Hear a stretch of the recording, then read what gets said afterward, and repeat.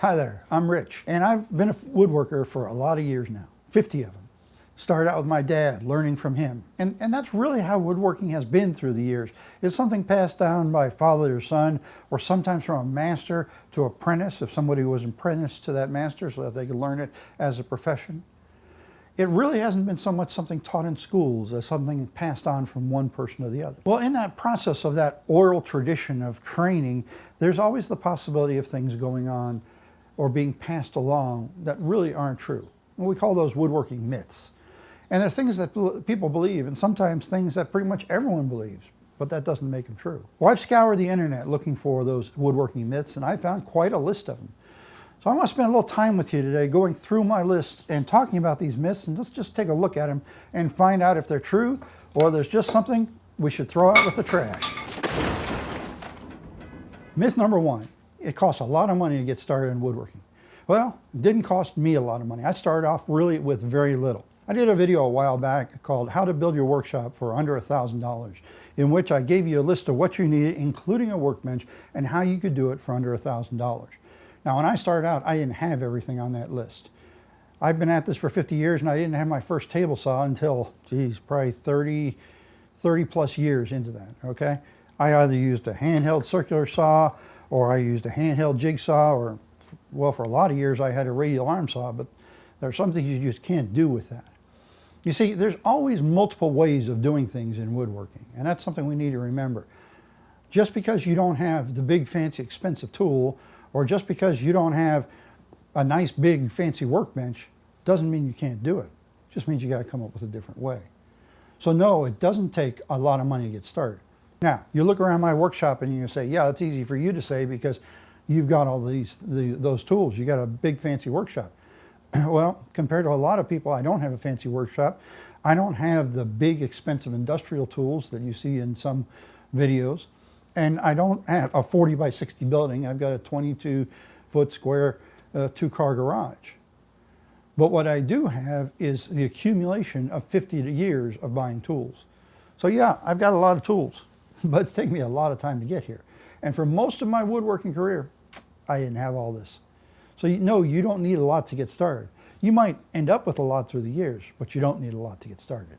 Myth number two, you need a lot of expensive tools to build anything nice. You know, long before power tools even existed, before they even had an understanding of electricity, people were making fancier furniture than what we have today. You look at some of the Victorian era furniture or some of the French provincial furniture that was made, the intricate inlay and carving that's on that furniture, and it was all done by hand. Those woodworkers wouldn't know what to do with a power sander so you handed one to them. They did everything by hand. They probably wouldn't know what to do with sandpaper if you handed it to them because they're used to using cabinet scrapers. So everything can be done in woodworking can be done in multiple ways, or we could say different levels of tools. At the very base, we're talking hand tools. The only power is human power. It's all hand tools. Then we step up from there and we get to portable hand tools, handheld power tools. Okay, and yeah, they make things much more convenient. And yes, you can do some things with them that you may have trouble doing with those hand tools. And then we get into stationary power tools, you know, things like table saws and band saws, drill presses, you know, big sanders, things like that, planers, joiners. Yeah, they'll do some things that you have trouble doing with hand tools, but you can still do them with hand tools. You can still do them with handheld power tools. You know, you might have a planer for planing boards. Well, you can also plane with a handheld power planer. You can also plane with a handheld plane. Okay? And then, of course, within these stationary power tools, we can get up to the fancier tools. Now, another way we can look at this whole thing, and are we buying low-cost tools or are we buying high-cost tools? And you look at a lot of channels on YouTube these days, and you can see a lot of Festool tools. Now, I personally don't know if those people have bought those tools or if those were given as promotional items from Festool, but I look at those tools and I wouldn't have them in my shop. Not that I've got anything against Festool. I think they make very high-quality tools. But I won't have anything in my shop that I don't think you can afford to have in your shop. You see, this is about a home woodworker, a hobbyist woodworker. And if I'm showing off tools like a $1,500 table saw or a $1,000 domino joiner that you can't afford to buy, then you can't do what I'm doing. So I won't have them in my shop. I don't have tools like that. I don't use tools like that. Really don't want tools like that. Well, I'd love to try them out sometime, but I don't want them in this shop because I want you to see me working with tools that you can afford too. Myth number 3, you have to have a big workshop to do anything in woodworking. Well, if that's the truth, then I'd sure like to know how I've done the things I've done. I've got a decent workshop now. It's a 2-car garage minus a handicap ramp over here, and I have a decent workbench. You know, this is the first real woodworking workbench I've had. I've been at this for 50 years. I've used sheets of plywood over sawhorses. I've used folding tables. I've used the picnic table. I've used a science teacher's demo cart that they use in the high school to demonstrate experiments. Now I've got a woodworking bench. But it took me 48 years to get to the point of having a woodworking bench, okay? Would I like a bigger shop? Absolutely. Have I always wanted a bigger shop? Absolutely. You know the smallest shop I ever had? I lived 9 years in a motorhome on the road with my family, and my workshop consists of one little compartment that I stored my tools in. That's all I had. Anything I wanted to work on, I worked on outside. Another place I lived, my workshop, was a 5 by 7 foot shed in the backyard. In other words, it was someplace to store my tools. If I was going to do anything, I had to do it outside. My radial arm saw, which actually was in that workshop, to bring material to the saw, I had to open a little window that I made in the wall to slide material through. Yeah, I haven't always had a big workshop. And really, by a lot of people's standards, what I have now is not a big workshop. Big workshop makes it easier to do big projects. The other thing a dedicated workshop does is allow you to set things up and leave them that way. And so that you can finish working one day and go back and find your project right where you left it the next day. But if you're a hobbyist, you don't necessarily need that. If you're not trying to make a living at it, if you're doing an occasional project, even if you're doing projects all the time. My dad never had a real dedicated workshop. He had a corner of the garage, and in that corner of the garage he had a workbench that he built that was about 5 or 6 feet long, was up against the wall in the corner, and he had his table saw. That was his workshop.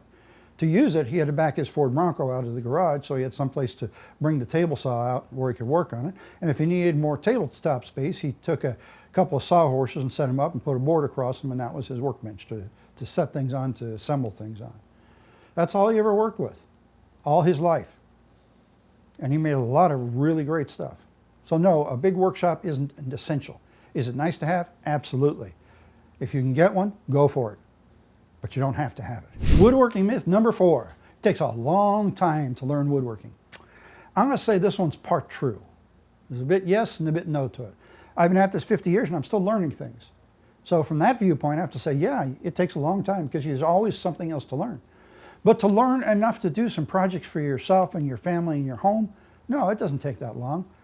You know, you grab some tools and you grab some wood and you start working, and the first thing that comes out, it's not going to be fantastic, but I'll bet you'll use it. And every project you do, you'll get a little better. So does it take a long time to learn the basics? Absolutely not. Does it take a long time to become a master at woodworking?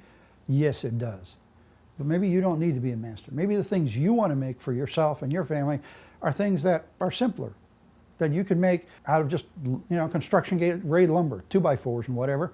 And it doesn't have to be a fine finish. It doesn't have to be finely carved. It just has to be put together and functional. And you know something? It doesn't take long to learn how to do that. Woodworking myth number 5. You can save money making your own furniture. Well, I know a lot of men who have said this to their wives, and yeah, I probably did sometime or other too. It really depends. You know, if you factor in how much money you spend on tools, the space in your workshop, the electricity you use, your time, all the scrap material you create, learning, no, you don't save money. The scraps from mistakes, no, you definitely don't. If you even just look at the cost of lumber. Now, but there's a trade-off here, okay? First of all, once you've got the tools, you've got the tools. Now, if you buy decent quality tools, I'm not talking about spectacular stuff, I'm just saying decent quality tools, they'll probably last you the rest of your life. Or if not the rest of your life, the next 20 years. And I'm talking, you know, like Ryobi. Buy Ryobi tools, they'll probably last you 20 years as a home woodworker. Okay? So you buy those and those last you. Once you've bought it, you don't have to buy it again. One of the things I have experienced throughout my life is that when I spend money on tools, I always get that money back simply because I end up doing, I might buy a tool for a project. I need to do this project or this repair on the home. I buy the tool, I need to do it. All right, that's kind of how I pay for that particular tool. From then on, I've got the use of that tool for free. And so yeah, it pays for itself that way. Now the other trade-off I see is quality. You know, if you're going to talk about making, say, a coffee table for your living room, well, I guarantee you can go to IKEA and get a coffee table for a whole lot less. But will the quality be what you want? Now, if you make that table yourself out of hardwood, you're going to end up with a better table. Or even if you do it out of hardwood plywood with hardwood edging, you're going to have a better piece of furniture than something made of MDF that you got at IKEA. So what are you getting for your money? You're probably going to spend a lot more money making that coffee table yourself than buying one at IKEA or buying one at Kmart or Target or Walmart or any of the other places. But you're probably going to have a better piece of furniture in the end. So it really depends on what it is that you're saying when you say it's cheaper. Is it cheaper? No, it's not. Do you get more value for your money? Yeah, I think we can say yes to that one. Myth number 6. This is one of my favorites. You can't lay a plane down on its sole. You got to lay it down outside. Where in the world did this come from? Well, I remember learning this in shop class in high school. Or maybe it was junior high, I'm not sure. You know why the shop teachers say that? Because if you look at the workbench in a shop class, you got tools laying there, you got hardware laying there, you might have nails pounded into the workbench top. And if you put that plane down on its sole, there's a good chance you're going to hit a piece of metal with it. Yeah, that's not real good for it. That could ding your blade. But if your workshop bench is clear, go ahead, set it down on its sole. Is there a piece of wood that you use that's harder than the steel in that blade? If there is, I'd sure like to know what kind of wood it is, because I've never run across one that's harder than the steel in that blade. The steel is harder, and it's intended to be harder because it's supposed to cut the wood. It's not the wood is supposed to cut the blade. So as long as you have a clear workbench top, yeah, you can set it down. As a matter of fact, I think that's safer, because if you lay it down on your side, now you've got an exposed blade there, and your hand could run into that, and you could cut yourself. That's not good. For that matter, you could bump into it with some metal, and maybe you could ding the blade.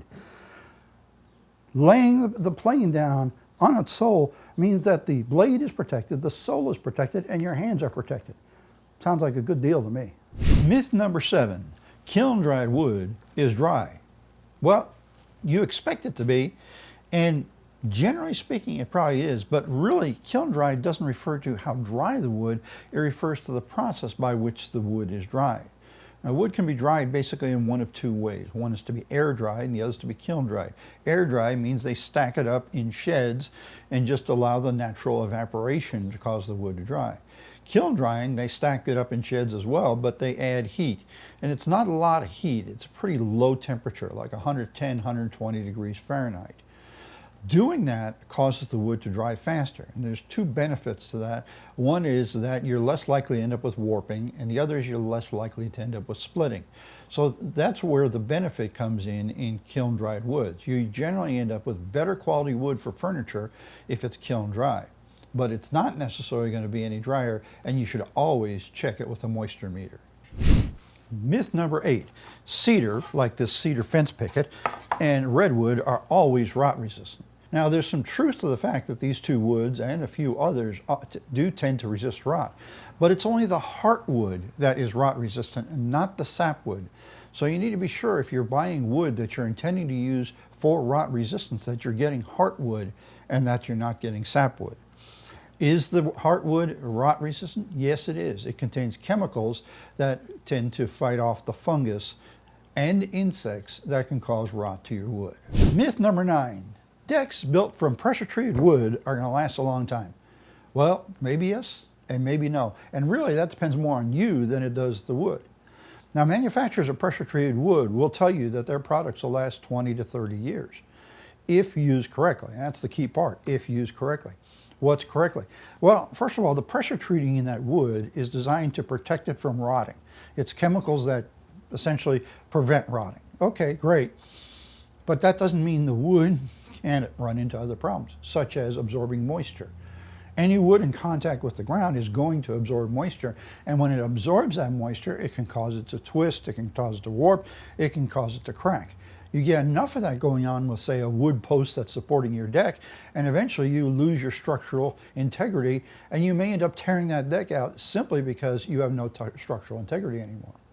Now, there's ways of solving that problem. First, you want to coat the wood with some sort of a waterproof protective coating. And there's lots of different kinds you can use, everything from paint to water sealers, whatever. The other thing is when you if you've got to put it to the ground, either put it down to a cement footing so it's sitting above the ground, or encase it in cement if you're going to go into the ground. Either way, it acts as a protectant. No, cement is not waterproof. Water will still soak through it, but it will keep it from being in direct contact with the earth and all the moisture that the soil can hold. Myth number 10, dry rot. Now, dry rot is only half true. And the half that's true is rot. The half that isn't true is dry. What dry rot is, it has nothing to do with it being dry. It actually happens when the wood is wet. You see, all wood has a fungus in it that will eat the wood. And that fungus gets into the wood as the tree is growing. When moisture is absorbed, when we get more than 23% moisture content in that wood, essentially get the wood saturated with moisture, then that activates that fungus. It comes out of being dormant and it starts chewing up the wood. Then when the wood dries out again, it goes back to being dormant and the wood just sits there like that. If you've ever noticed, the only places that you find dry rot typically are where the wood is coming in contact with the ground. Specifically the framework around doorways and especially around garage doors. You'll find dry rot down at the bottom. Why? Because water is wicking up from the cement into that wood, giving it that high moisture content and allowing the dry rot to develop, or allowing that fungus to come out of dormancy and start eating up the wood. The easy solution is to seal the ends of the wood with either several heavy coats of latex paint, or even better yet, seal it with latex caulking or acrylic caulking before it's installed, so that the entire surface there is sealed, then the water won't soak in. Now there's a second part of this particular myth, and that is that putting wood next to wood that is already dry rotted will cause it to catch the dry rot. No, that doesn't happen. The wood's already got it in there. It probably starts dry rotting, not because it's beside wood that's already wet, but because it's soaking up water the same way the original piece of wood was. Myth number 11, pressure treated wood is resistant to termites. The chemicals that are put in the pressure treated wood exist to help prevent it from rotting, stopping dry rot. Has absolutely nothing to do with stopping termites. If that wood is in contact with the ground, or if that wood is in contact in such a way that the termites can build tunnels to get to that wood, say over a cement foundation, yeah, they'll eat it just like they will any other wood. They're less likely to eat it because they don't like the chemicals, but they're still just as likely to tunnel through it as they would if they were trying to just go into plain ordinary construction grade lumber. Myth number 12, you've got to sand with the grain. Now, I think there was once a basis of fact for this, but modern sanding techniques have changed things a lot, especially the power sanders we use. Now, I've got 4 samples here. This I've cut, but this is just scratches with my pocket knife. This was hand sanding across the grain with 80 grit. This was sanding with a random orbital sander with 80 grit, and this was with a vibratory sander, a palm sander with 80 grit. And then I went ahead and applied some stain now to make the scratches come out. This here, where I've got the pocket knife, the scratches, yeah, it's real obvious, okay. Here, where I hand sanded 80 grit across the grain, man, you can see that really bad. Here, where I use the random orbital sander, I've got a little bit of marking in a few spots. But remember, we're talking 80 grit sandpaper here. Now, no one would leave it at 80 grit. If I went ahead and sanded this down through the stages, say to about 160, 180, maybe even 220, you wouldn't see anything anymore. And this, with 80 grit and a vibratory sander, you don't see any scratch marks.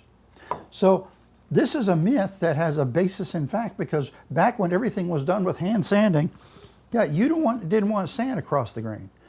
But now with our power sanders, specifically random orbital and vibratory sanders, you can sand any which way you want because the sander is going every way anyway. Think about it, an orbital sander, that's going around in circles anyway. So as long as you step through your grits of sandpaper and end up with a smooth sand, it doesn't matter what direction you're going in because the sander is negating that anyway, and you're going to end up with a good finish. Myth number 13, you need a lot, and I mean a lot, of clamps. You know, people always say you never have enough clamps. Well, that may be true, but do you need to use so many clamps you can't see the wood? No, I don't think so. How many clamps you need depends more on the wood than anything else. And when I'm talking about the wood, I'm talking about how wide the wood is. And the reason people put so many clamps on things is because they really don't understand how the clamp force propagates through the wood. This is really easy to figure out. If you've got a speed square, take the point of the speed square and put it on your point of pressure, like the middle of the clamp, in other words, like I'm doing this clamp right here, okay?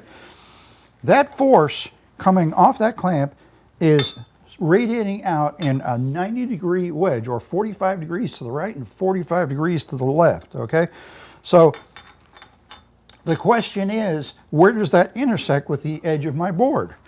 Well, if I've got a 1x4, all right, that force is going to clamp from here to here. That's about 6, maybe 7 inches. If I've got a 1x6, the same clamp is going to clamp all the way from here to here. That's 10 inches. So the wider the board, the less clamps you actually need to bring the wood together and clamp it effectively. Okay? And anybody can do that. Just grab your square. If you don't have a speed square, use a tri-square. Whatever square you've got, use a piece of paper. And you can see how it's spreading out.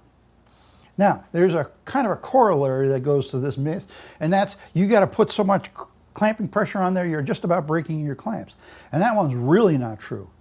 Glue manufacturers will tell you you need just enough force so that you're squeezing out the glue. Okay, you're starting to squeeze out the glue. Now, what a lot of people try and do is they try and make up for getting rid of gaps between their boards by applying excessive clamping pressure. And that's just asking for trouble down the road. If you have to do that, then what that means is your wood isn't properly jointed. And you need to take it apart, join it, and then put it back together again before you put the glue on, okay? You need about enough where it's hand tight, and that's it. You don't need to go beyond that point. Myth number 14, there's no real difference between number 1 and number 2 pine. Actually, there is. There's an entire grading system that exists for both softwood, or what we would think of as dimensional lumber, normal construction lumber that we'll find in the lumberyard, and hardwoods. And there's several factors that are taken into effect, but the main factors that we need to look at are the number and size of knot holes. And along with that, we end up with the amount of free space, or in other words, how big a piece we can cut out of the board that is not going to have any knot holes at all. Now, this is a piece of number 1 pine, and as you can see, there are some small knot holes in it. They're small, they're tight, they're not loose, and there's not that many of them, okay? We also have a large section of the same board that has no knot holes in it at all. This is actually a really nice piece of number 1 pine. This is a piece of number 2 pine. Now, it's obviously a thicker and larger piece, but we also see that we have more and larger knot holes in this one. Now, we don't have any loose knot holes in this.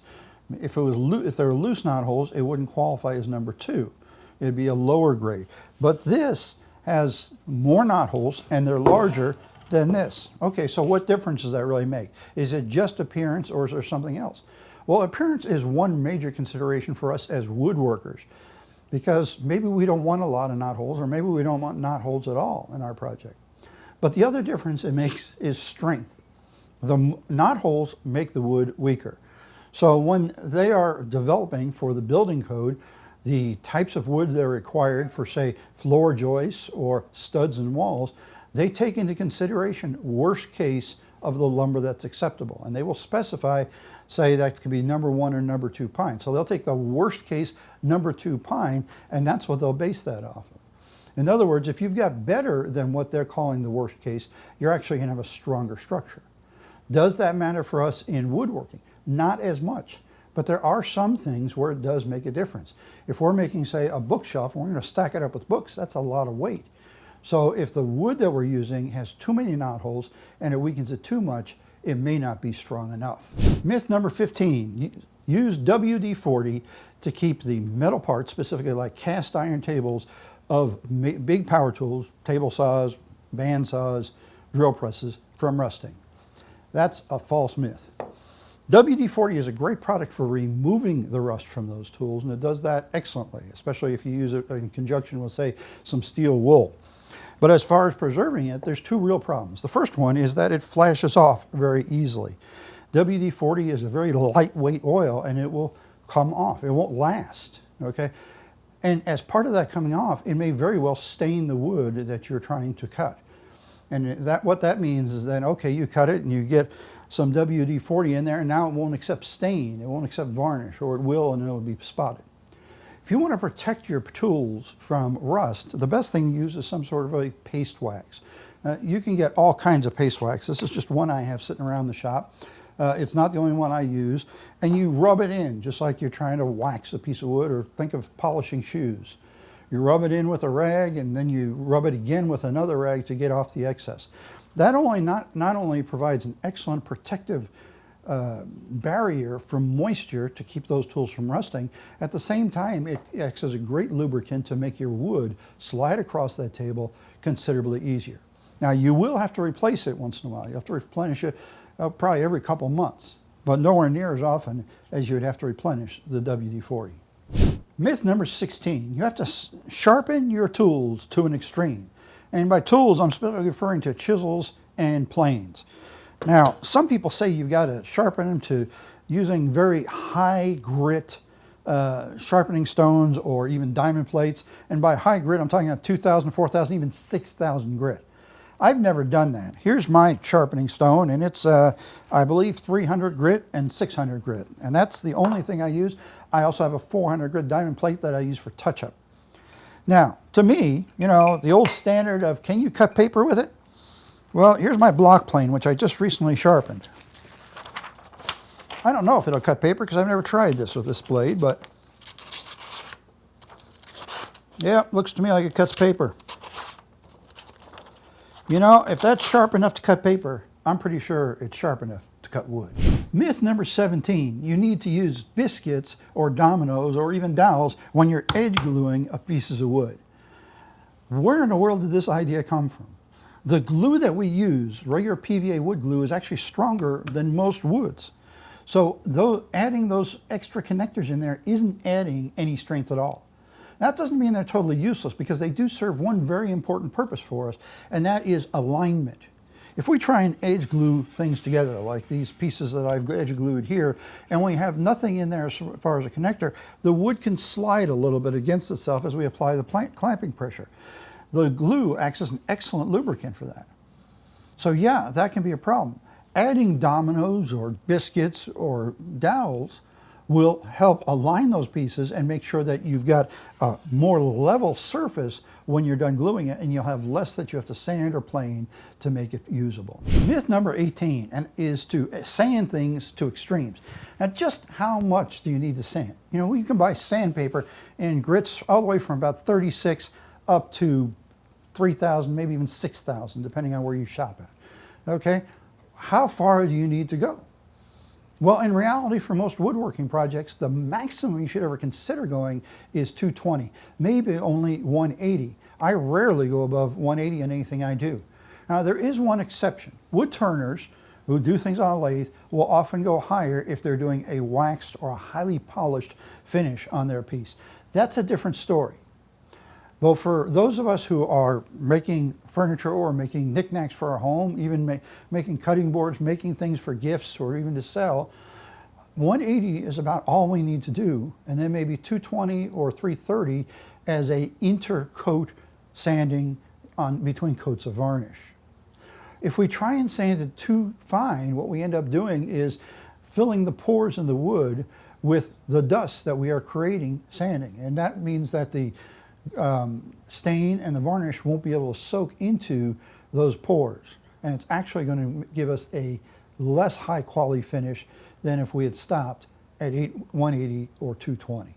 Myth number 19 is that you should wipe the glue squeeze out off your wood before it dries. Now, this is a debate that has raged on through the decades, where some people say, leave it there, let it dry, and then clean it off, and others say, wipe it off.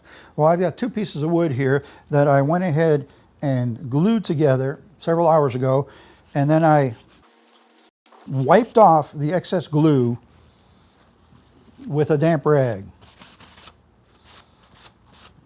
And here's the difference it makes. Here's the area in the middle here where I wiped it off, and the stain did not sink in. I can see some real heavy splotching in here that maybe you can't see from there. But that's because I tried to wipe it off with a damp rag. Now, if this was an open pore wood, say like oak or mahogany, that would be even worse, okay? What's the proper way to do it? Let it dry, and then take a chisel and clean it off. Or, as an alternative, let it partially dry and then scrape it off with a putty knife. Either one will do the same thing. Don't try and clean it off with a damp cloth. Myth number 20, you need to use waterproof glue when you're making wood cutting boards. Now, this one is absolutely false. I never use waterproof glue on a cutting board. I use Titebond 1, maybe Titebond 2, depending on which one I have available in my shop, whichever one I'm using at that time. Either one will work equally as well. The reason you don't want to use a waterproof glue is that you should never submerge a cutting board to clean it. You clean a cutting board by cleaning it with a damp cloth, never by submerging it. If you submerge it, it's going to soak up water, and that's going to cause parts of the cutting board to swell while other parts don't, which is going to lead to cracking. In other words, it's a great way to destroy a cutting board. I don't care if we're talking about a homemade cutting board or one that you bought commercially. Now, when do you use waterproof glue then? Well, if you're making something that's going to be sitting outside, say on your patio, where it's going to get rained on, where the weather's going to affect it a lot, yes, use waterproof glue, and make sure at the same time that you seal it against moisture really, really well. But things like that need waterproof glue. Cutting boards? Nope, anything will do. Myth number 21. More glue is better. You want to put that glue on both surfaces and you want to slather it on there, and when you clamp it up, you want glue squeezing out everywhere. Wait, no you don't. The glue manufacturers themselves tell us, 1, put the glue only on one surface, not on both. And 2, only apply enough clamping pressure to just barely get any squeeze out. That's what their recommendation is. Anything more than that is a waste. Now, you only need about 6 mils of glue, and that's not very much. It needs to cover the entire area, but you don't need more than 6 mils of glue, okay? PVA wood glue, the wood glue we use all the time, is not gap filling, so excess glue actually weakens the joint. Now, the glue does need to cover, on the other hand, the entire surface. You don't want to leave parts where it is not glued, like running a bead down the middle and just let it squeeze as far as it will, leaving the edges unglued, because those edges are a place for the wood to start separating, and you will end up with joint failure. You want to cover the whole thing. But how much glue do you want oozing out? Just barely any. Anything more than that, you're just wasting glue and creating more cleanup for yourself. Myth number 22, you can't glue end grain. Now, this is kind of an odd myth, because I got to ask myself, when would you ever glue 2 pieces of end grain together? I mean, it's not like we glue pieces together to make longer boards, okay? We either get a longer board or we use some other kind of joinery than just gluing it, because the glue, while strong, may not provide us with the structural strength we would need, say, if we're trying to do a beam in a house or something, okay? Now, normally we glue side grain or long grain, all right? Why would we glue end grain? I don't know. But does it work? Absolutely. I did some testing a while back, and I compared the glue joints I got with long grain gluing to end grain gluing. And what I did is I glued them up, I let them dry, and then I hit them with a hammer. I don't have an apparatus where I can apply constant pressure, where I can measure the pressure, so I just hit them with a hammer, and I hit them evenly with a hammer. And what happened was that the long grain glued pieces broke, but not the joint. What broke was the wood.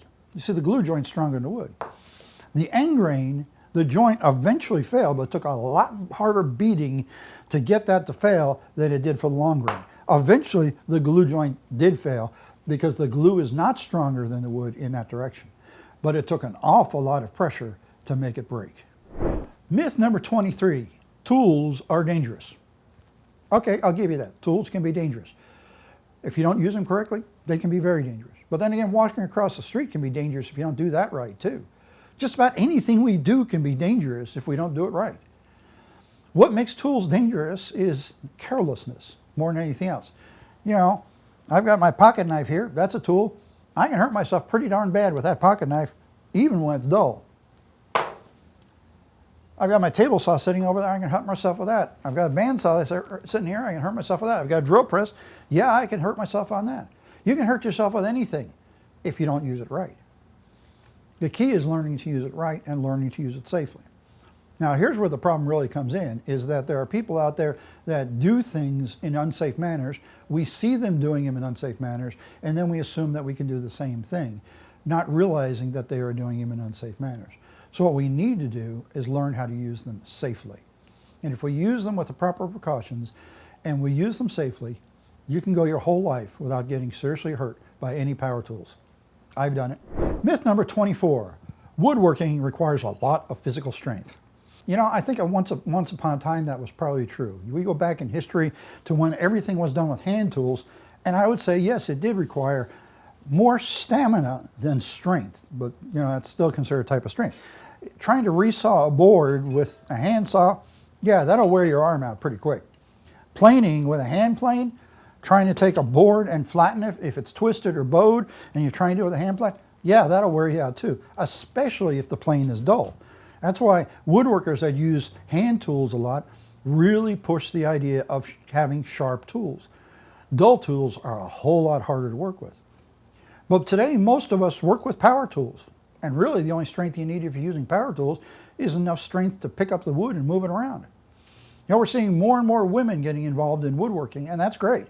And we're seeing more and more YouTube channels and other video mediums where we see women demonstrating their own prowess in woodworking. Well, if they didn't have the physical strength, they couldn't do that. And you know something, the women that I see doing that aren't bodybuilders. A lot of them are pretty slight. They're delicate. And yet they're doing woodworking. It's not necessarily about strength. It's about knowing what to do. Yes, wood can be heavy, and carrying the load of lumber in from your truck or your car and bringing it to your workshop, yeah, that takes a little bit of strength. But for most of us, if it's too heavy, it just means you carry less pieces at one time.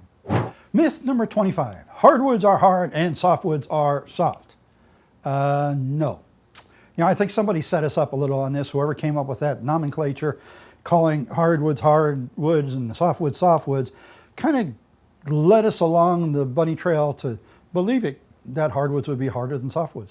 And in reality, most hardwoods are harder or denser than most softwoods. But the name hardwood and softwood has nothing to do with how hard the wood is. It actually refers to how the wood grows. Hardwoods are woods that grow on trees with leaves that fall off every year for the winter, and then grow new leaves in the springtime. Softwoods are woods that come from trees that are evergreen. They have needles rather than leaves so that they don't have that great burden of snow. They shed the snow easily, and they don't shed their leaves every year.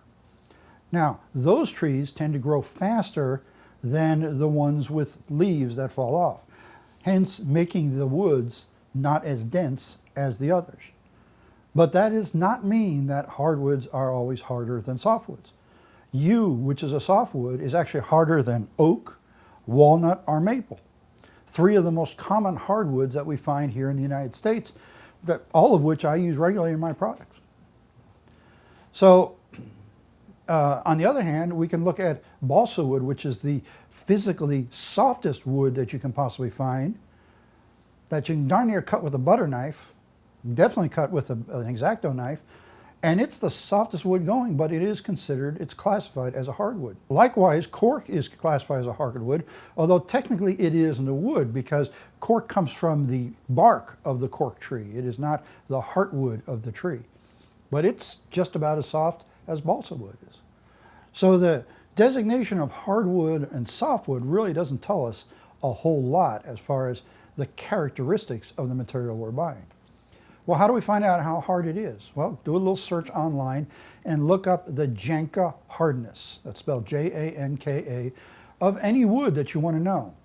I've got a little chart that I keep on my computer that has all the common woods I use so I can get a quick reference in case I forget what the comparative hardness of those woods are. And that helps me when I'm planning projects, because some things you want to use woods that have similar hardnesses because of being able to work with them well. Myth number 26, woodworking takes a lot of time. Well, that depends. Depends on what you're going to make more than it does on how much experience you've got. There are a lot of projects like these simple projects I've got sitting here on the workbench that you could make even as an experienced woodworker, and it really won't take you more than a couple hours.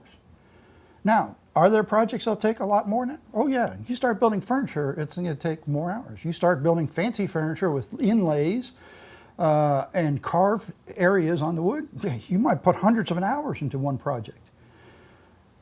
But not all woodworking takes a lot of time.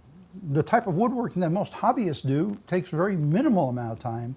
There are types of things that you can do a project on a Saturday afternoon or in an evening after you get home from work.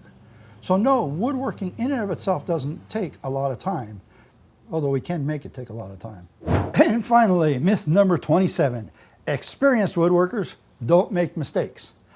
Yeah, right. I've been doing woodworking for 50 years, and I can't tell you one project I ever made that I did not make a mistake on. The sign of an experienced, good woodworker isn't whether or not they make mistakes, it's how do they recover. That's part of the process. Yeah, mistakes happen. The materials we work with are imperfect. Our methods are imperfect. Our own ability is imperfect. So yes, we're going to make mistakes. Sometimes it can help, especially when you're doing something you haven't done before, doing a test piece or several test pieces. Some of the great woodworkers, and I'm talking people that do fine furniture style woodworking in this country, will make a piece entirely out of a lesser expensive material to figure out how they're going to build it before they build their final piece. So they've really built it at least twice. People who are learning how to do things like dovetail joints will often do a lot of testing on scrap pieces of lumber. Mistakes are part of the process. Mistakes are where we learn.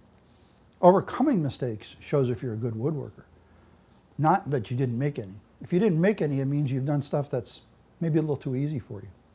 So try making something a little harder and make the mistakes and then go ahead and learn from it. So there we have it. There's my list of 27 woodworking myths that I was able to encounter and what I say about them. Most of them are just phony. They're just false.